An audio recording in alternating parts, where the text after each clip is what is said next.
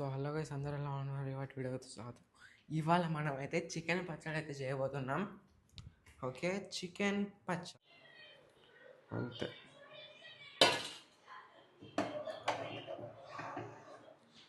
ఇప్పుడు దీంట్లో గైస్ చూడండి, ఇప్పుడే ఉడికినాయి, ఇవి తీసాము బయటికి. సో గైస్, ఒక స్పూన్ ఆవాలు, ఒక 3 స్పూన్ల అల్లం వెల్లుల్లి పేస్ట్, ఫ్రెష్ది అప్పుడే నూరుకుంది. సో గైస్, టేస్ట్కి తగ్గట్టు కొంచెం సాల్ట్ వేసుకోండి, మీకు టేస్ట్ సరిపోయేంత. ఆ తర్వాత కారం, మీరు కారం మీరు తినగలుగుతారో అంత వేసుకోండి. మేము కొంచెం తక్కువ వేసుకుంటున్నాం, ఎందుకంటే మా చెల్లి తినదు కారం. ఆ తర్వాత అయితే గైస్, మనం ఫ్రై చేసుకున్న చికెన్ ముక్కల్ని అయితే వేసుకోవాలి.